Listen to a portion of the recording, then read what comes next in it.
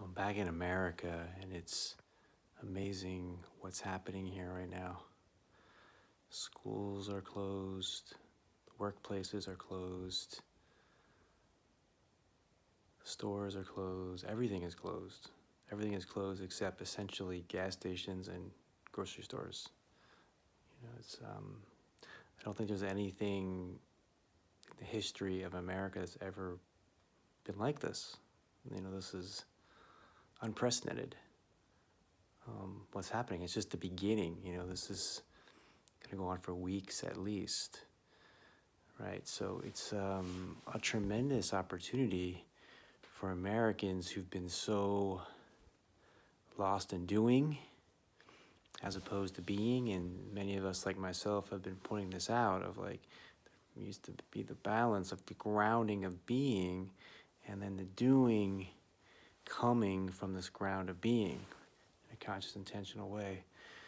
But we've put the emphasis on doing in this culture to the point of if you're not doing something constantly, consistently, you are some kind of a loser, or you're a waste of time, or you're a waste of space.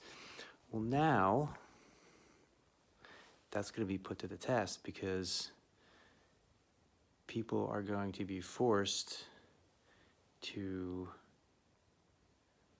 be, to make the space to give their attention and awareness to being and potentially even the joy of being, right?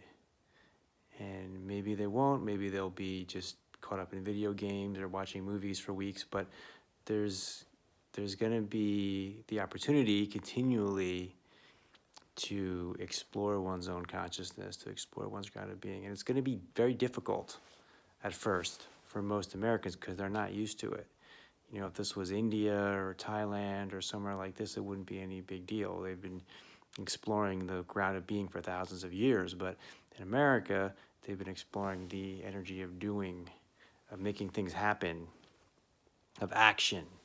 So now it's going to be time to, not by choice, but by the graces of the coronavirus, to focus on being, to focus on resting into the essence of who we truly are. And the opportunity for meditation and mindfulness practices and self-inquiry is so rich right now, so rich, so